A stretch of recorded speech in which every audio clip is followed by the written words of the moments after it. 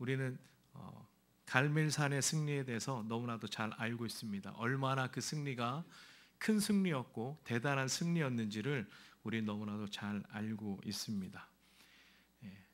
이방 선지자 850명과 그죠? 하나님의 선지자 엘리야 한 명과 싸웠던 이 전쟁은 여호와께서 압승하신 하나님의 압도하는 승리로 전쟁의 결과가 나버리고 바알과 아세라 선지자의 모든 제사장들은 죽임을 당함으로 인해서 이 전쟁이 끝이 났습니다.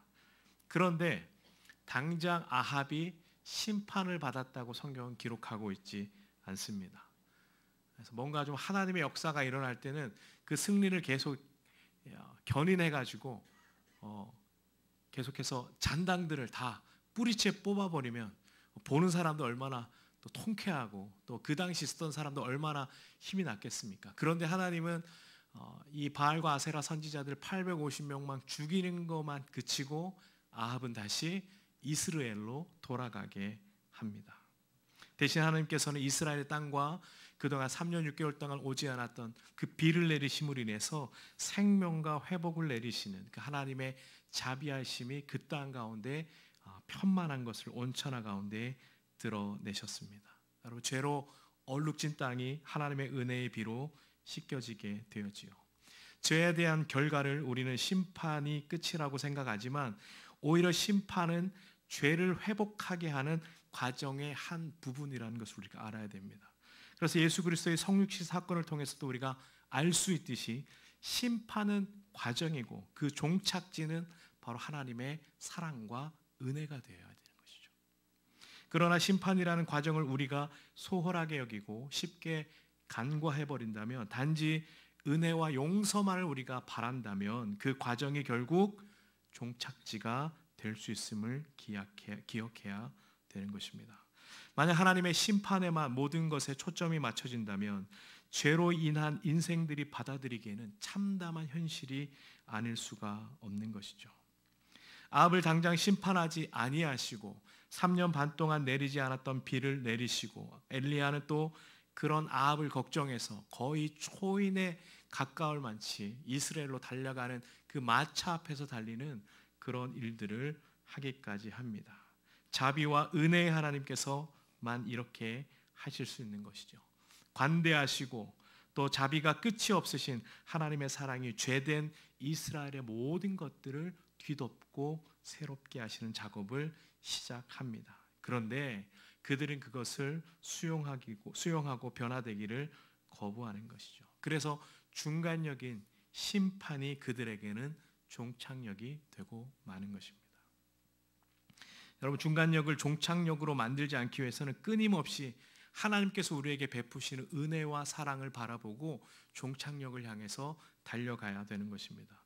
물론 죄를 짓지 않고 곧장 종착역으로 향하는 무정차 삶이 좋겠지만, 여러분, 연약한 우리의 인생이 어찌 그럴 수 있겠습니까? 중간중간 하나님의 경고와 때로는 그 심판이 이 중간역을 지나면서 우리는 더 빨리 종착역을 사모하기 위해 중간역들을 잘 패스할 수 있도록 성령께서 도우시는 은혜와 회복을 맛보아야 되는 것입니다. 그것은 신앙의 경륜으로 자동적으로 해결되는 것이 아니라 계속해서 내 안에 성령의 민감함을 가지고 하나님의 말씀을 따라 살아갈 때만 가능하다는 것입니다.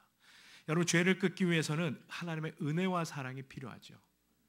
죄를 뉘우치고 회복하기를 바라는 사람도 그렇지만 그 죄를 용서하시고 회복시켜 주시는 하나님께서도 물론 그렇습니다. 우리가 다 알다시피 하나님의 사랑과 은혜는 끝이 없으시죠. 계속해서 하나님은 그것을 우리 가운데 공급하실 것입니다. 죄된 인간이 죄를 우리가 이겨낼 수 있는 것들이 굉장히 어렵다는 것을 알 수 있습니다. 세월이 지나가면 지나갈수록 죄의 양상들은 더 많이 커지고 더 많이 부풀려지고 죄가 죄를 낳음으로 인해서 죄가 더 한없이 늘어가는 것을 우리가 볼 수 있는 것이죠. 끝이 없습니다. 그런데 우리를 용서하시는 하나님의 사랑도 끝이 없다는 거죠. 생각하건대 현재의 고난은 장차 우리에게 나타날 영광과 비교할 수 없도다. 하나님께서 오늘도 우리에게 참된 회복과 성령의 비를 내려주십니다. 오랫동안 기다리시고 기회를 주시는 그 하나님의 은혜와 사랑을 누구나 받을 수 있도록 내리는 비처럼 햇살처럼 우리 가운데 부어주고 계십니다. 아합에게도 이세벨에게도 동일한 은혜를 부어주고 계십니다. 마차 안에서 하나님의 성령의 생명의 비가 내리는 것을 보았던 아합이 어떤 생각을 했을까? 여러분 한번 생각해 보신 적 있을까요? 자기는 정말 이세벨의 이 그늘에 묻혀서 자기가 뭔가 해볼 수 없는 어떤 우상의 통로가 되는 그런 역할을 했던 왕이지만 하나님이 그 부어주시는 은혜의 생명 그 빗속을 마차 안에서 경험하면서 어떤 생각을 했을까? 그래도 조금은 하나님의 은혜를 생각하지 않았을까? 조금은 하나님의 은혜와 사랑을 힘입어서 끝까지 그 종착역을 향해 달려가고 싶었던 마음이 있지 않았을까 생각을 해보았습니다. 그러나 아합의 그릇은 그렇게 크지 않았던 것 같아요. 성경에서는 도시에서 떨어진 곳들을 들이나 광야라고 합니다. 그래서 광야에는 목축을 하는 양들을 키우는 목자들이나 유목민들이 드물게 있을 뿐이죠. 그곳에서는 뜨거운 햇살과 거센 바람과 그다음에 높은 일교차와 부족한 물과 좋지 않은 날씨들이 그 들이나 광야에 언제나 있고 밤이 되면 맹수의 위협이 도사리고 있는 것이 바로 들이나 광야인 것입니다. 여기는 나무도 자라지 못합니다. 우리가 광야에서 볼 수 있는 나무들 중에 몇 가지가 있는데 그 중에 하나가 뭐가 있죠? 우리가 아는 대로 한번 대답해 볼까요? 뭐가 있을까요? 모세가 하나님을 만났을 때 무슨 나무죠? 떨기나무죠. 예, 그리고 또 종려나무도 있습니다. 그리고 이 아카시아 나무라고 불리는 시띠나무가 있었고 우리나라로 뎁사리라고 불리는 이 오늘 우리가 보는 로뎀나무가 광야에서 자라는 몇 안 되는 그런 나무입니다. 그런데 로뎀나무를 제외하고는 나머지들은 그래도 그나마 잎이 종려나무나 시띠나무는 그나마 잎이 좀 있습니다. 엘리야가 엄청난 승리를 경험했고 또 자신을 드러낼 만큼 놀라운 성과를 나타냈지만 그 결과 그 뒤에는 더 큰 적이 기다리고 있습니다. 여러분 우리가 문을 열었더니 그 뒤에 또 문이 있다는 얘기 있지 않습니까? 아무리 그 어려움을 넘었고 구분등선을 넘었는데도 거기 또 나를 힘들게 하는 것들이 있더라는 것이죠. 아합이 소극적인 전쟁을 시작했다면 이세벨은 이제 그야말로 적극적인 전쟁을 시작합니다. 그래서 뭐라고 얘기합니까? 2절 말씀에 보니까 엘리야에게 사람을 보내어 이르되 내가 내일 이맘때에는 반드시 내 생명을 저 사람들 중 한 사람의 생명과 같게 하리라. 네가 죽인 그 850명 중에 한 명처럼 내가 너를 만들어 버리겠다. 그렇게 하지 아니하면 신들이 내게 벌 위에 벌을 내림이 마땅하니라 이렇게 얘기했어요. 자신의 생명을 걸고도 엘리야 내가 너를 죽이고 말겠다는 불사의 의지가 고스란히 이 이세벨에게 담겨져 있었던 것입니다. 엘리야는 그녀의 말에 두려워서 어떻게 합니까? 바로 짐을 쌉니다. 3절에 보니까 그가 이 형편을 보고 일어나 그랬어요. 도저히 상황으로 봤을 때는 버티다가는 죽을 수밖에 없는 상황인 거 알기 때문에 이 형편을 보고 일어나 무엇을 위해서요? 자기의 생명을 위해서. 여러분 얼마 전까지는 엄청난 승리를 거뒀던 개선 장군과 같은 이 엘리야의 모습이 이제는 자기 생명 하나를 부지하기 위해서 도망을 갑니다. 그래서 어디까지 도망갑니까? 저기 남쪽 밑에 가장 이스라엘의 최남단인 부엘세바까지 가는 거예요. 거의 끝자락이죠. 거기는 광야입니다. 네게부 사막이 있는 광야 지역이에요. 일주일이 넘는 여정이었을지도 모릅니다.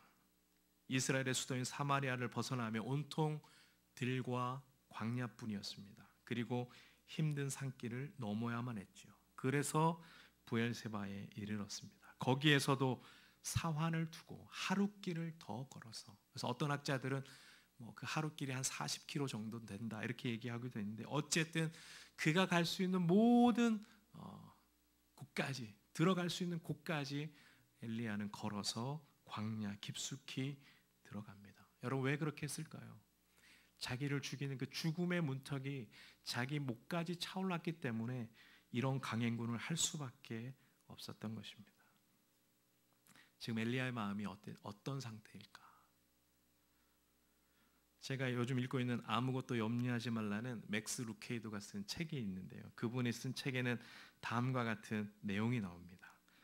무슨 내용이 나오냐면 심리학자들이 2차 세계대전 때에 전투한 이 전투가 군인들에게 어떤 영향력을 미치느냐 그것을 조사를 해봤는데 그 심리학자들에 의하면 이 60일 동안 지상군이 전투가 끝나면 거의 정서적인 사망 상태였답니다.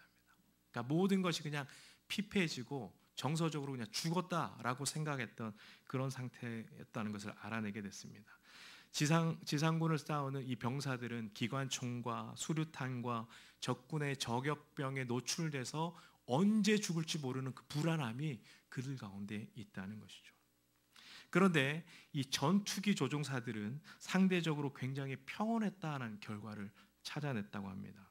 그런데 놀라운 것은 누가 더 사망률이 높았을까요, 여러분? 제가 이걸 왜 물어봤을까요? 전투기 조종사가 사망률이 높았대요. 네, 왜 그런가 봤더니 조종사들의 50%가 작전 수행 중에 죽었답니다. 사망했답니다. 그런데 그들은 어느 정도냐면 생존 확률이 동전 던지기 확률과 같잖아요. 50%니까. 근데 그들이 내가 전투기 조종하는 거에 대한 만족도는 93%였다는 거예요. 굉장히 자기가 전투기를 조종하는 거에 대해서 굉장히 만족함이 있었지만 사망률은 어때요? 50%가 됐다는 것이죠. 이런 차이가 어디서 발견됐을까 알아봤더니 전투기를 조종하는 것은 누가 조종합니까? 내가 하는 거죠. 전투기 조종사들이 하는 거예요. 그래서 이들이 보니까 이 조종석에 앉아서 자기의 운명을 자기 손에 달렸다라고 생각하는 거예요. 그런데 반면에 육군은 어떻게 해요? 가만히 있어도 죽고 도망가도 죽고, 뭐 자기 운명을 어떻게 할 수가 없는 거예요. 근데 거기서 차이가 났다는 것이죠. 그래서 이 심리학자들이 발견한 이 두 집단의 이 차이를 설명하는 공식을 만들어냈는데 그것이 뭐냐면 통제 가능한 상황은 평온을 가져다 주지만 통제가 불가능한 상황은 두려움을 불러온다는 거예요. 이해되세요, 여러분? 그러니까 전투기 조종사는 내가 조종할 수 있기 때문에 마음이 평안한 거예요. 그 일 하는 것이 만족도가 높은 거예요. 그런데 실제는 어때요? 결과는 어때요? 사망률이 더 높다는 것이죠. 이 같은 공식이 꼭 전쟁에만 통한다는 것이 아닙니다. 여러분, 우리가 운전하다 보면 나는 그렇지 않은데 나는 방어 운전하고 안전 운전하지만 누군가가 신호를 어기고 나에게 부딪혔을 때 나는 언제든지 죽을 수 있는 위험에 우리가 내던져지고 있다는 것이죠. 그래서 독일의 한 연구팀이 교통체증이 발생할 경우에 심장병에 걸릴 확률이 무려 3배가 높다고 그렇게 발표를 했습니다. 교통정치야말로 대표적인 내가 통제할 수 없는 불능의 상황입니다. 나는 똑바로 운전하도 옆 차선의 운전자가 교통법규를 위반할 수 있죠.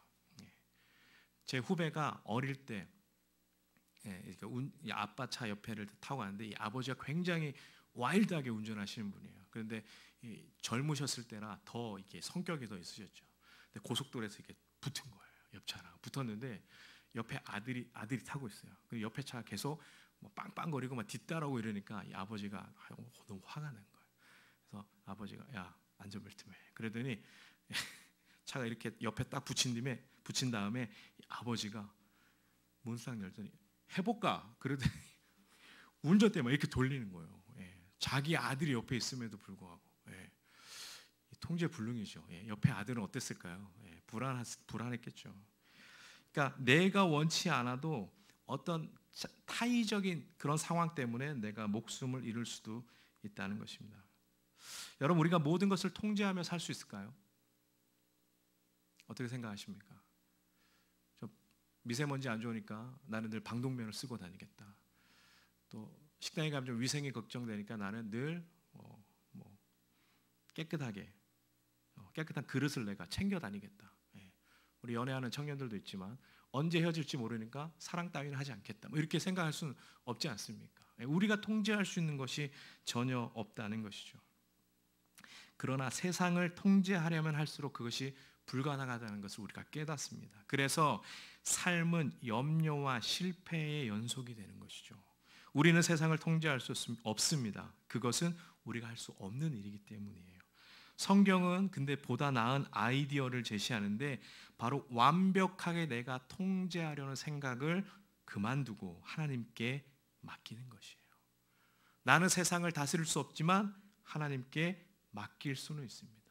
그래서 내가 통제할 수 없는 거 주님께 맡김으로 인해서 주님이 내 삶을 운전해 나가시고 나를 이끌어 가시도록 우리가 주님께 맡겨드립니다. 여러분, 엘리야의 상황도 그런 상황이에요. 뭔가 얘기로 잘하면 협상을 잘하면 이 해결될 수 있는 문제가 아니었던 것이에요. 이세벨은 이미 모든 것이 끝까지 차올라 있었고 자기의 목숨을 걸 정도로 엘리야를 죽이겠다고 하는, 엘리야 입장에서 보면은 도저히 통제할 수 없는 그런 상황이었던 것이죠. 그래서 그가 도망칠 수밖에 없었던 것입니다. 타협할 수 있는 상황이 아니었죠. 그래서 어떤 학자들은 200km가 넘는, 어떤 학자들은 240km가 넘는 그 북쪽에서 남쪽까지 도망가는 그 여정을 택할 수밖에 없었던 것이죠. 그리고 하룻길을 더 들어가 로뎀 나무에 앉아 있었던 것입니다. 하나님이 주시는 승리보다 자기의 목숨을 노리는 환경에서 오는 부담이 아마 몇십 배, 몇백 배 더 컸을 것입니다. 18장에서 우리가 알 수 있듯이 기세등등하던 엘리야는 온데간데 없이 사라지고 두려워하여 광야로, 그것도 하룻길을 더 가서 깊숙이 로뎀나무 아래에서 죽기를 바랐습니다. 자신의 선조들보다 더 나을 것이 없다고 말하던 그 영적인 두려움에 빠진 상태로 엘리야의 마음이 고착화돼 버렸습니다. 아까도 말씀드렸듯이 광야에는 40~50도가 내리치는 강렬한 태양과 강한 바람과 맹수와 그리고 좋지 않은 날씨 때문에 살기가 힘든 곳입니다. 엘리야는 처음부터 이처럼 험악한 지역의 브엘세바로 왜 피난처로 선택했을까? 왜 엘리야는 이런 오지를 자기가 마지막 삶의 목적지로 정했을까요? 19장 4절에 엘리야는 이렇게 말합니다. 자기 자신은 광야로 들어가 하룻길쯤 가서 한 로뎀나무 아래 앉아서 자기가 죽기를 원하여 이르되 여호와여 넉넉하오니 이제 내 생명을 거두시옵소서. 나는 내 조상들보다 낫지 못하니이다 하고, 홀로 죽음의 땅 광야에 들어선 엘리야는 그늘이 많은 시딤나무나 종려나무가 아닌 로뎀나무를 택했습니다. 그리고 자신을 죽여달라고 말했죠. 힘들어서 하는 푸념이 아니었습니다. 이세벨에게 쫓기는 엘리야는 어느 순간 이렇게 살 바에는 차라리 죽는 것이 낫겠다 하고 자기의 죽을 자리를 찾아서 로뎀나무 저기 네게부 땅까지 나아갔던 것은 아닐까. 그러고는 로뎀나무 아래에 들어 누워 잠을 청합니다. 자기 생의 마지막을 그렇게 스스로 선택한 것이죠. 살려고 도망간 것이 아니라 오히려 죽으려고 광야로 들어간 엘리야였습니다. 로뎀나무 아래에는 어떠한 안식도 없었고 그늘도 없었고 태양을 있는 그대로 받아야 하는 환경이었습니다. 그런데 자기 생명을 다 그곳에 내려놓고 포기하려고 할 때 엘리야의 코에 익숙한 냄새가 나기 시작했던 것이죠. 로뎀나무 아래의 작은 그늘이 아닌 그보다 더 큰 그늘이 자기 가운데 드리워져 있었고, 그런 죽음의 환경에서 하나님이 천사를 보내셨다는 것을 알게 된 것이죠. 그리고 천사는 엘리야에게 일어나 불에 구운 떡을 먹으라고 했습니다. 정말 불에 구웠는지 모르겠지만 그 광야에 내리쬐는 그 엄청난 열기에 그 돌 위에 떡을 올려도 충분히 익지 않았을까. 제가 대구에서 학교를 다녔는데요. 예전에 대구에서 늘 나오던 남달구 기자가 늘 있었는데 아시죠? 네, 그분이 대구가 워낙 분지고 더우니까 날씨가 얼마나 더울까 해서 그 남달구 기자가 도로 아스팔트에 나가서 계란을 깨는 실험을 했습니다. 계란이 그냥 익어버려요. 근데 40~50도가 넘는 그 강렬한 태양이 내리쬐는 그곳에 돌 위에 떡을 올리면 돌이 익지 않을까, 그런 생각을 해봅니다. 아마 어떻게 됐든 엘리야에게 먹이고 또 물을 주고 엘리야에게 다시 한번 일어나서 회복할 수 있는 은혜를 하나님께서 주셨다는 것이죠. 여러분, 로뎀나무를 찾은 엘리야가 선택한 것은 쉼이 아니었습니다. 죽음이었던 것이죠. 로뎀나무 아래에서 엘리야를 보면서 쉼이나 회복을 떠올릴 수 있지만 엘리야에게 로뎀나무는 비참한 장소였고 자기의 생을 마지막 마무리하는 죽음의 장소였습니다. 그러나 하나님께서 그 죽음과 절망의 자리에 찾아오셔서 구운 떡과 물을 주며 그에게 새로운 사명을 주셨습니다.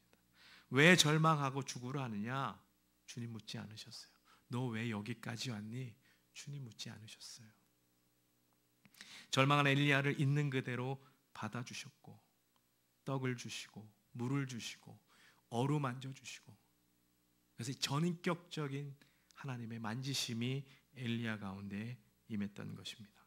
생의 끝자락에 있던 엘리야에게 주신 하나님의 안식이 어떠한 소망도 찾아볼 수 없는 그 로뎀나무 아래에서 일어나고 있었습니다. 절박함과 절망에 빠진 엘리야에게 하나님께서 그늘이 되시고 하나님이 생수가 되셨습니다. 스스로 삶을 포기하려던 엘리야와 함께 하셨던 것이죠. 엘리야의 행동에 대해서 책망하거나 가르치시는 것이 아니라 그저 곁에 머물어서 그늘이 되어주시고 생명의 떡이 되어주시고 마실 생수가 되어주셨습니다. 하나님께서는 그 엘리야의 죽음의 가운데 있었던 엘리야에게도 동일하게 임마누엘의 하나님이 되셨던 것이죠. 엘리야는 모든 것으로부터 달아나려 했지만 하나님은 이스라엘에게 자신을 처음으로 드러내 보이셨던 호렙산으로 엘리야를 부르시기 시작합니다. 여러분, 우리가 신앙생활을 하다 보면 이제 더 이상 내가 할 것이 없어, 나 더 이상 열심을 내도 소망이 없는 것 같아, 그냥 이렇게 살다가 그냥 하나님 부르시면 천국 가면 돼, 이렇게 모든 것을 내려놓고 절망적으로 생각했던 분들이 혹시 계십니까? 예전에 나 열심히 신앙생활 했는데, 정말 뒤도 안 돌아보고 열심히 주님을 위해서 헌신했는데 이제는 신앙생활 하는 거나 삶을 사는 것이 너무나도 허무하게 느껴지며 세상 앞에 무기력하게 느껴질 때가 여러분 있습니까? 인생의 공고함이 쌓여갈 때, 사역의 권태기가 올 때 아무리 잘해도 그런 어려움이 우리 가운데 온다는 것입니다. 포기함과 동시에 좌절과 의구심이 쌓일 때 우리는 포기하고 싶고 내려놓고 싶고 도망가고 싶고 죽고 싶고 우리가 그 절망 가운데로 들어가고 싶을 때가 있다는 것이죠. 그런데 주님은 우리를 그냥 두지 않으신다는 것입니다. 사명자는 그 사명을 완수할 때까지 하나님이 포기하지 않으십니다. 지친 선지자를 먹이시고 힘을 줘서 하나님이 계신 호렙산에 이르게 하셔서 비로소 그분 자신을 드러내시기 시작합니다. 그리고 아직 엘리야가 해야 될 세 가지 사명에 대해서 말씀하셨다는 것이죠.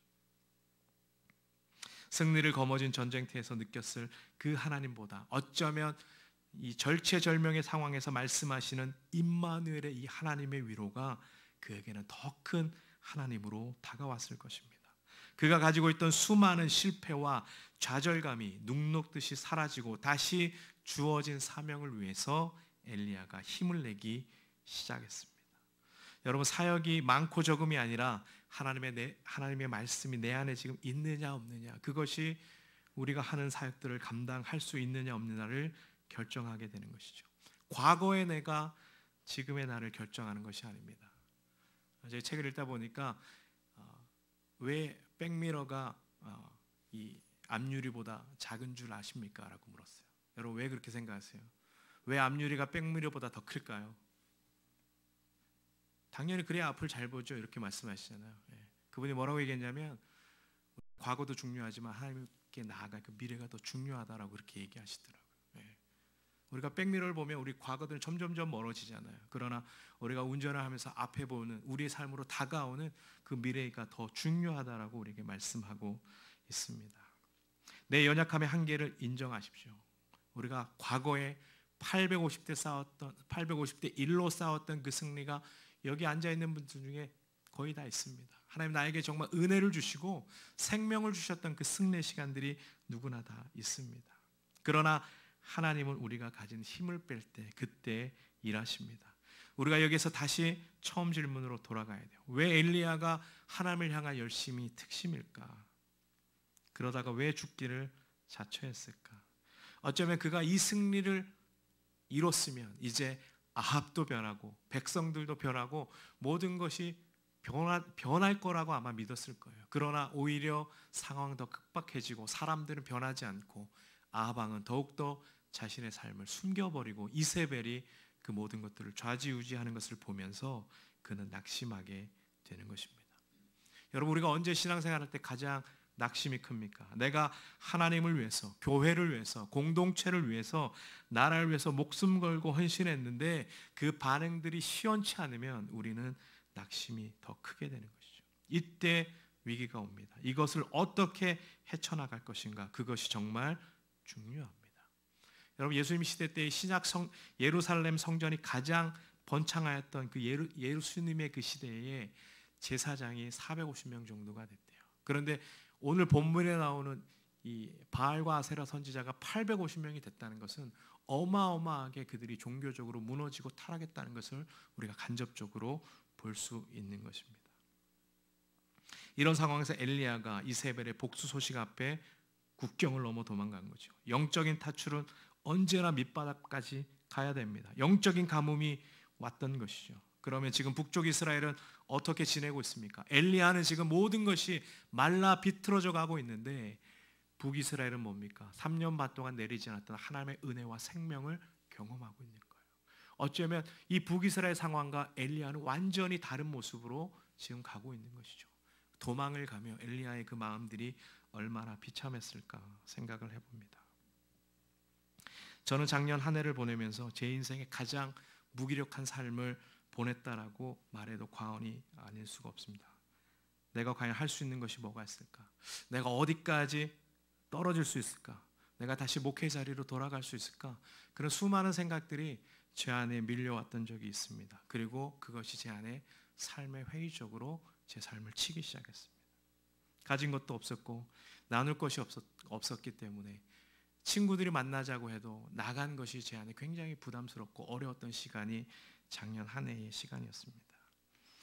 그때 아내와 함께 저희가 8월에 기도했는데 그 기도할 때 하나님이 저희들에게 어떤 말씀을 주셨냐면 이 말씀을 주셨어요. 시편 18편 1, 2절 말씀을 주셨습니다. 주께서 나의 등불을 켜심이요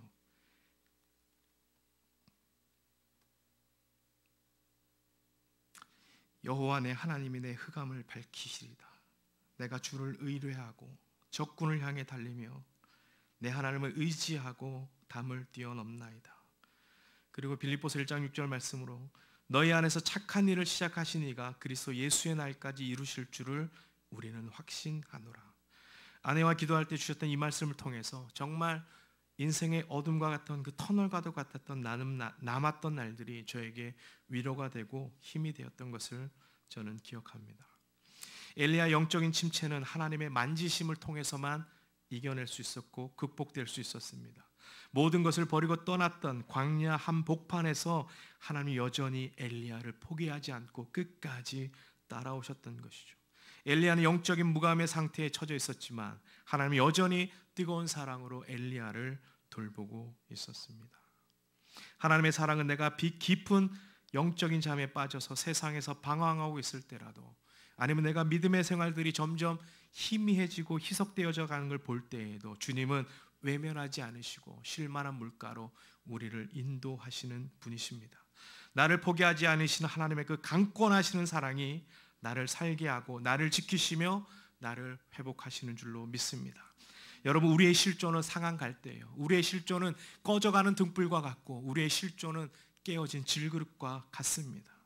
그렇기 때문에 우리는 하나님의 만지심을 통하여만 힘을 낼 수 있고 힘을 얻을 수 있습니다. 어쩌면 오늘 열왕기상 19장을 통해서 우리에게 주시는 하나님의 말씀, 이 엘리야의 말씀이 엘리야의 모습이 우리의 모습과 같아 보이는 것은 왜일까요?